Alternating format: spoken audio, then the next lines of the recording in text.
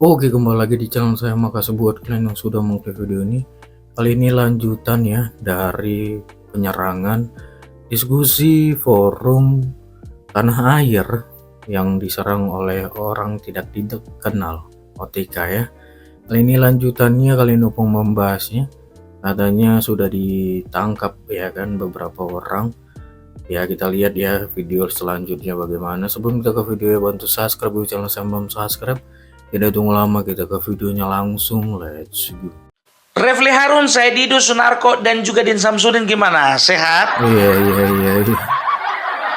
Setelah penyerangan kemarin gimana? Mental aman mental? Iya. Udah dituruti kemauan kalian kan? Udah ditangkap beberapa orang kan? Jangan kalian bilang pemerintah tidak hadir. Betul. Jangan kalian katakan polisi tidak profesional. Iya.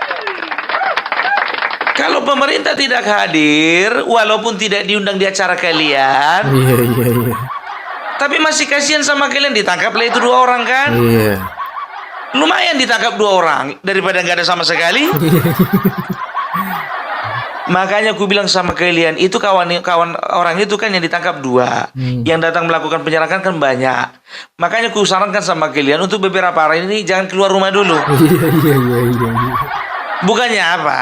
Kalian yang kupikirkan masuk angin. Itu yang kutakutkan, masuk angin itunya, bukan masalah yang lain-lain, ya kan? Itu. Jadi kalau bisa dikatakan ya, permainan sedang dimulai. Dan kalian tahu mereka akan sedang memainkan permainan ini dengan lihai. Cukup terbaca. Iya. Mari kita dengarkan keterangan dari Bapak Sunarko yang katanya, bukan katanya sih, memang ya, beliau itu adalah mantan Danjen Kopassus. Ayo kita sama-sama.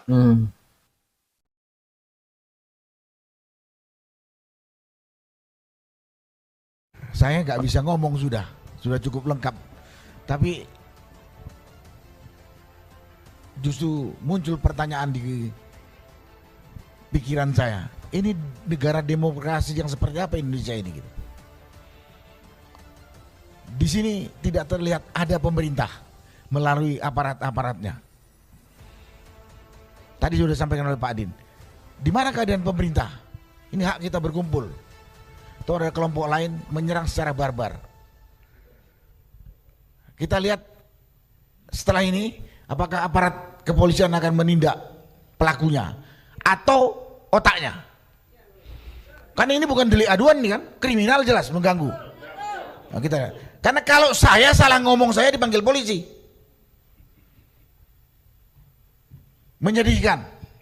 Mudah-mudahan seperti yang disampaikan oleh pembicara sebelumnya, ini segera menyebar viral ke seluruh Indonesia bahwa saat ini dan ke seluruh dunia, saat ini kita tidak tahu pemerintah ini berjalan dengan benar sesuai rel yang sudah ada atau tidak.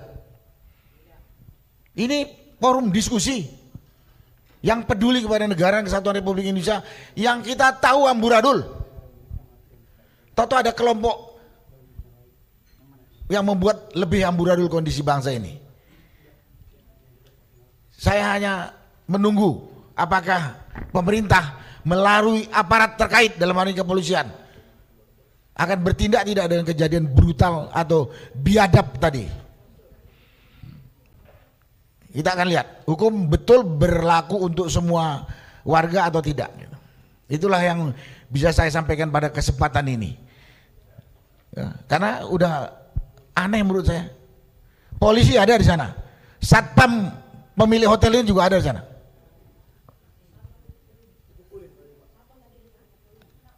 Nah, gitu. Jadi ya, satpam dipukuli itu risiko dia harus ngelawan. Ada preman masuk sini. Gitu. Itulah yang bisa saya sampaikan pada kesempatan ini. Yang lain-lain udah kalian dengar kan? Belum bisa sampaikan. Terima kasih. Wassalamualaikum warahmatullahi wabarakatuh. Ujung-ujungnya apa? Ujung-ujungnya yang disalahkan pemerintah. Karena memang udah itu dah maksud dan tujuan mereka.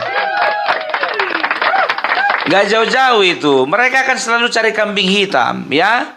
Dan ingat ini, aku akan soroti dulu beberapa perkataan, beberapa poin yang disampaikan oleh Sunarko ini, ya.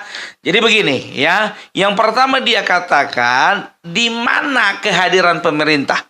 Saat kami sedang melakukan forum diskusi, kenapa ada tindakan barbar diserang preman? Memangnya kalian ada pemberitahuan? Sudah di cross check dan juga sudah diklarifikasi oleh Kapolsek Kemang, ya, itu Mampang, ya, Kapolsek Mampang, bahwasanya kalian tidak ada memberikan pemberitahuan kepada polisi, kan begitu. Kalian berdalih bahwasanya untuk apa kami minta izin, karena yang kami lakukan bukan unjuk rasa di luar, tapi di dalam. Sekarang begini, apakah ada ketentuan bahwasanya hanya yang di luar hanya kegiatan di luar gedung yang melakukan izin? Bagaimana dengan GOR, gelanggang olahraga di dalam gedung itu? Jadi nggak memerlukan izin dari polisi, minimal surat pemberitahuan. Ini jangan ketika kalian melakukan forum diskusi diserang sama preman, kalian mempersalahkan pemerintah. Sewaktu diskusi pemerintah tidak diundang. Aneh kan? Jadi nggak usah bikin lucu-lucuan lah. Menyalahkan pemerintah, tidak ada kehadiran pemerintah lewat aparat kepolisian. Loh, memang tidak ada tidak ada pemberitahuan. Kalau misalnya kalian bikin pemberitahuan, otomatis ada pengamanan dari pihak kepolisian. Itu dia. Dan juga itu kan saatnya kan bersamaan dengan orasi, dengan unjuk rasa yang dilakukan oleh Aliansi Cinta Tanah Air. Kan begitu. Aku rasa kalian pun juga tahu bahwasanya ada kejadian, ada unjuk rasa tersebut. Dan kalian mungkin tahu, ya, bahwasanya Aliansi Cinta Tanah Air itu tidak sepaham dengan kalian, dan mereka melakukan juga tindakan unjuk rasa itu karena memang salah satunya juga menentang apa yang kalian lakukan. Harusnya kalian, ya, meminta pengamanan dari polisi, dari kepolisian. Ini artinya apa? Berarti kan kalian sedang mendiskusikan sesuatu dengan diam-diam. Ya, berarti apa? Ada sesuatu, ada hal-hal yang kalian tidak ingin pemerintah tahu. Itu dia. Ya, jadi janganlah kalian salahkan pemerintah, gitu loh. Jujur aja aku bilang, kalau kemarin aku berpendapat bahwasanya mungkin, ya, ini pendapatku 50-50. Ya, mungkin di satu sisi, ya, ini adalah rekayasa, ya, dari kalian oleh kalian, kan begitu. Tapi di sisi lain, ya, mungkin ini juga adalah murni pure gerakan dari masyarakat, gitu loh. Tapi kalau ke sini mengarahnya, ya, mungkin aku ambil kesimpulan ini adalah murni gerakan dari masyarakat. Kan begitu. Ya, kalau memang kalian tidak mengakui, kan begitu. Sekarang begini, ya. Kenapa masyarakat melakukan tindakan seperti itu? Tidak ada asap kalau tidak ada api. Gitu loh. Jujur, ya, kalian yang sedang berdiskusi di sana, kalian sedang membentuk forum diskusi di sana, kalian itu sebetulnya dalam sorotan mata dari 58% manusia yang ada di Indonesia dan juga 80% pendukung Joko Widodo. Karena satu-satu kalian ini, biar tahu kalian, ini patut dicurigai. Kalian katakan bahwa kalian sedang berdiskusi untuk kemajuan bangsa, pret. Apa dikatakan siapa namanya tadi itu, si Sunarko tadi? Dia katakan apa? Negara ini sedang amburadul. Negara ini baik-baik saja. Karir kalian yang sedang amburadul. Dari 2014 ke 2019, 2024 gak kebagian panggung kalian. Dan dipastikan 2024 sampai 2029 tetap kalian tidak kebagian panggung. Makanya karir kalian yang amburadul, bukan bangsa ini. Jadi kalian selalu dalam setiap kesempatan memframing, ya, kalian satu menggiring opini masyarakat, ya, supaya apa? Supaya masyarakat percaya bahwasanya negara ini sedang tidak baik-baik saja. Ya, ini biar aku bilang sama kalian dulu, ya. Aku akan sebutkan satu persatu dengan kasusnya. Yang pertama Refli Harun, ya, aku tahu, ya, dia ini ada unsur sakit hati karena apa? 2 kali jadi komisaris, 2 kali dipecat. Ya, Maka dia mencari orang-orang yang seirama dengan dia. Untuk apa? Untuk membalaskan dendamnya. Refli, kalau kau nggak punya kualitas, kalau kau nggak mempunyai tidak membawa keuntungan dan kinerjamu jelek, nggak akan mungkin kau dipertahankan dalam satu badan usaha. Itu aja, ya kan? 2 kali dipecat, Wak. Anies Baswedan cuma sekali, kau 2 kali. Setelah itu siapa? Ya, setelah itu ada Sunarko. Ini orang yang tadi nih. Tahu kalian? Ya, dia itu adalah mantan Danjen Kopassus. Tapi walaupun dia mantan Danjen Kopassus, udah beberapa kali dia punya kasus. Yang pertama kasus kepemilikan senjata api. Ilegal. Ya. Jadi itu dia pemilikan senjata api legal, ya. Jadi ingat ya, jadi kalau misalnya Anda itu seorang, ya, aku nggak tahu kasusnya itu ketika dia masih menjabat atau enggak lagi. Tapi kalau misalnya kalau kau masih menjabat sebagai seorang jenderal, ya, kau masih punya hak untuk berurusan dengan senjata api. Tapi begitu kau pensiun, ya, dilarang kau main-main pistol. Ini ilegal pula. Baru yang kedua tahun 2019 Sunarko ya bersama beberapa kawannya melakukan gerakan makar terhadap siapa? Terhadap pemerintahan Joko Widodo. Iya, bersama dengan Lius Sungkarisma, Kiflan Zain, Egy Sujana, dan juga ada beberapa tokoh lainnya. Ya, itu dia. Jadi bisa dikatakan ya, kau itu juga salah satu sosok yang harus dicurigai. Makanya kau sendiri mengaku kan bahwasanya apa? Ya, kalau saya salah ngomong nanti saya dipanggil polisi.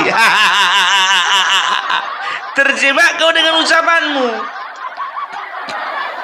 Karena seorang yang pernah melakukan tindakan makar nggak akan bisa dipercaya lagi. Ya, kalau nggak salah masuk juga kawan ini, Pak. Tapi kawannya Kiflan Zain masih di dalam kayaknya. Aduh, ini nggak tahu ya, kalau misalnya aku salah cross check ya. Setelah itu ada siapa? Ada Said Didu. Tahu kalian siapa Said Didu? Said Didu tahun 2014 diangkat menjadi sekretaris Kementerian BUMN, 2015 dipecat. Setahun. Yang memecat waktu itu Menteri BUMN Rini Sumarno. Ya, oleh karena dasar itu mungkin dia sakit hati sama-sama si Rafli Harun. Yang ngumpul di situ mantan-mantan pecatan. Udah cocok. Ya, setelah itu apa? Siapa lagi? Di dalamnya itu ada Fahrul Rozi. Fahrul Rozi itu siapa? Kalau tidak salah, Fahrul Rozi itu adalah orang ya, pemimpin anggota, kalau tidak salah pemimpin, bukan anggota, pemimpin sebuah organisasi massa yang didirikan oleh Kiflan Zain. Pada saat bakar. Makanya dia orang dekat Kiflan Zain. Pelaku makar. Jadi manusia ini pun juga dalam apa? Ini juga dalam radar ini, biar tahu kalian. Ya. Jadi orang-orang yang bergerak dalam makar, ya, itu semuanya rekodnya ada, ya. Jadi makanya ketika kalian dikatakan diskusi kebangsaan, mana percaya? Ya, nggak ada yang percaya itu, ya kan? Setelah itu ada siapa lagi? Ada Husnul Maria. Siapa ini? Ini adalah pembenci Jokowi garis keras yang tetap setia membenci Jokowi sampai sekarang. Dia sering dalam beberapa statementnya dan juga beberapa kali diundang di TV selalu aja menjelek-jelekan Jokowi. Konsisten kawan ini, konsisten. Gitu. Jadi mau dipercaya lagi manusia kayak gini? Setelah itu ada siapa? Din Samsudin, ya. Walaupun beliau itu adalah mantan ketua dari sebuah organisasi keagamaan terbesar di Indonesia ini, tapi kawan ini pernah memimpin massa untuk melakukan demo. Pak, kalau udah tua, apalagi seorang pemuka agama, biasanya itu jamaahnya diarahkan untuk rajin sholat, rajin bayar zakat, rajin puasa. bukan turun ke demo. Kenapa, Pak? Enggak ada harapan lagi jadi Menteri Agama ya? Kenapa? Jadi itulah dia. Itu isi orang-orang yang ada di dalam di dalam forum itu. Jadi apa lagi yang mau kita percaya dari orang-orang model seperti ini? Kalian lihat aja rekam jejak orang ini, nggak ada yang bagus-bagusnya. Makanya sekarang jadi pertanyaan, apa motivasi mereka melakukan diskusi kebangsaan itu? Nggak perlu kalian bahas-bahas kemajuan bangsa ini. Sudah ada yang memikirkan. Prabowo Subianto dan juga Gibran Rakabuming Raka tidak kekurangan orang untuk memikirkan nasib bangsa ini 5 tahun ke depan. Apa? Monitor. Lebih bagus DPR kalau kalian suruh, kalian tekankan untuk monitor. Iya, kan kita kan punya hak lah untuk berdiskusi, kita kan kebebasan dalam mengemukakan pendapat itu kan diatur oleh undang-undang dan dilindungi negara. Iya betul. Iya betul. Kalian berdiskusi, tapi dalam hal apa? Itu jadi pertanyaan, apa misi kalian? Sementara pemerintahan Joko Widodo sekarang tanggal 30, 20 hari lagi Joko Widodo tidak lagi menjabat menjadi presiden, dan Joko Widodo akan digantikan oleh Bapak Prabowo Subianto. Kan begitu. Ini aku mulai tanda tanya sama kalian ya. Kalau memang tinggal 20 hari lagi, apa tendensinya? Apa kepentingan kalian? Aku curiga dengan orang ini. Selama ini yang mereka serang Joko Widodo dan keluarganya, yang mereka serang adalah Joko Widodo dengan orang-orangnya. Padahal sasaran tembak mereka adalah Bapak Prabowo. Ya, hati-hati. Bapak Prabowo rapatkan barisan, Pak. Ya, hati-hati dengan orang-orang seperti ini. Tujuan mereka itu, ya, itu mungkin itu adalah pengalihan saja Joko Widodo dan juga keluarganya. Sasaran utama adalah Bapak Prabowo. Karena apa? Mereka berpikir bahwasanya Bapak Prabowo pernah ada dalam lingkaran mereka dan mereka akan mencoba mempengaruhi Bapak Prabowo. Dan mereka sedang susun rencana apa yang akan mereka propose atau mereka ajukan hal-hal apa saja ya, dan sehingga mereka akan melakukan pendekatan kepada Bapak Prabowo ya. Kalau orang-orang seperti ini masuk di dalam pemerintahan, orang-orang seperti ini ya masuk di dalam lingkarannya Prabowo, ini bisa berbahaya. Jadi aku curiganya di situ. Tembakan mereka sesungguhnya bukan Joko Widodo, tapi tembakan mereka itu Bapak Prabowo. Kalau Joko Widodo sebentar laginya itu. Itu dia. Atau mereka mencurigai bahwasanya Joko Widodo setelah pensiun nanti, ya setelah tidak menjabat lagi jadi presiden, Joko Widodo tetap ada di dalam pemerintahan sebagai apa? Sebagai mungkin Dewan Pertimbangan Presiden. Dan itu mereka melihat ya ada kecenderungan ada kecenderungan untuk Joko Widodo dan juga Bapak Prabowo untuk berkolaborasi lagi di tahun 2029. Dan itu artinya apa? Mereka tidak punya kesempatan untuk mengambil panggung di Indonesia ini. Itu makanya mereka mulai resah dan gelisah. Gitu loh ya. Tapi kita kembali lagi ke masalah gerakan ini ya. Masalah gerakan ini ya. Kalau kita berpositive thinking, memang ada video yang mengatakan ini perintah langsung. Ya kalau masalah perintah langsung mungkin ya istrinya pun juga bisa memerintah dia. Ya kan begitu, ya. Tapi mungkin ada orang kuat memang di belakang mereka. Ya gimana pun juga aku tidak membenarkan tindakan penyerangan tersebut. Tapi biasanya ya sama seperti halnya ya, kenapa seseorang maaf ya, kenapa seorang kekasih atau seorang suami tega menghabisi ya istrinya? Oleh karena apa? Oleh karena faktor cemburu. Kenapa seseorang tega menghabisi seseorang orang lainnya? Karena apa? Karena cemburu, istrinya diganggu. Ada beberapa yang kasus kemarin kalau tidak salah beberapa hari yang lalu ya, seseorang ya dia kerja di Papua. Istrinya lapor dia diperkosa, dia pulang, dia bunuh orang itu. Ya, secara hukum melanggar hukum, tapi secara prinsip tidak ada yang bisa dipersalahkan secara adab moral seorang laki-laki. Tidak ada yang bisa dipersalahkan dari bapak itu. Ya, justru kita angkat jempol. Walaupun kita tidak membenarkan tindakan-tindakannya. Begitu juga tindakan yang kalian katakan ini preman. Ya, mungkin ada, ya ada mungkin yang mengorganisir mereka. Atau mungkin saja mereka itu tergabung dalam satu kumpulan, katakanlah bukan organisasi resmi. Mereka tergabung dalam satu kumpulan, dan ini menjadi pembahasan mereka ya mengenai gerakan-gerakan yang ingin mencoba-coba merusak, mengganggu ketenangan hidup di dalam berdemokrasi di Indonesia ini, dan mengganggu pembangunan ke depannya masa pemerintahan Bapak Prabowo dan Gibran. Ya, terlebih lagi mereka mungkin loyalisnya Bapak Prabowo Gibran, atau mungkin saja loyalisnya Bapak Joko Widodo. Ingat, beberapa orang tokoh saking ngefansnya, ya, seorang fans saking ngefansnya sama tokoh tersebut, yang diidolakannya itu bahkan dibunuh. Pernah ada seperti itu, apalagi seperti ini. Gitu loh. Jadi mereka melihat udah gerah dengan tindakan-tindakan kalian. Udah gerah dengan tingkah laku kalian di media sosial. Udah gerah karena apa? Kalian tidak memberikan sumbangsi terhadap bangsa ini. Tapi yang kalian lakukan adalah kalian selalu membuat sebuah kritik-kritik yang destruktif, bukan konstruktif. Gitu loh. Ya. Jadi kalau misalnya tindakan mereka, oke, kita persalahkan ya. Tapi kita perlu tahu apa motivasi mereka. Kita dengar ya.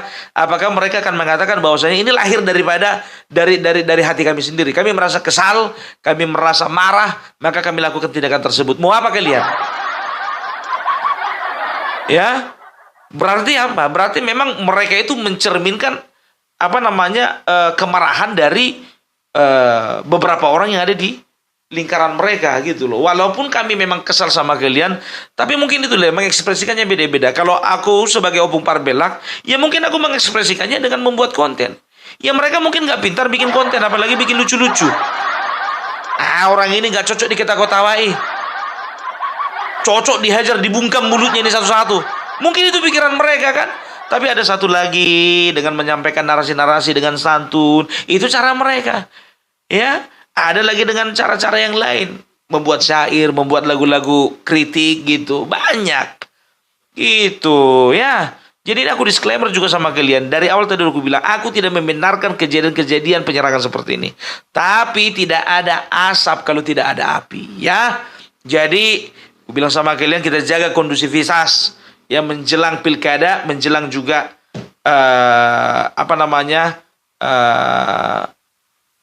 pelantikan ya, menjelang pelantikan Bapak Prabowo dan juga Gibran ya. Jadi kita akan lihat bagaimana Prabowo Gibran akan semakin kuat memimpin bangsa ini. Dan kita doakan jangan ada manusia-manusia kayak itu tadi itu yang kusebutkan satu persatu boleh ada dalam lingkarannya Bapak Prabowo. Bisa rusak. Itu opiniku ya, itu opiniku ya. Karena aku beranggapan bahwa mereka ya selama mereka itu berselancar di dalam dunia politik, nggak ada yang positif ku tengok. Yang negatif aja kerjaan mereka, menghasut, memfitnah, mengadu domba, mencaci maki. Oke lah dulu ya kalau kayak gitu ya. Salam Parbelak, salam NKRI harga mati. Oh gitu ya video Opung terkait forum diskusi tanah air ya yang dilakukan Refli Harun dan kawan-kawan, yang lanjutannya sudah ditangani ya kan, yang katanya tidak ada campur tangan pemerintah, rupanya langsung bertindak ya kan. Udah 2 orang ditangkap ya kan, mungkin selanjutnya makin banyak ya kan. Gimana menurut kalian? Coba komen di bawah dan sampai bertemu di video saya selanjutnya. Buah.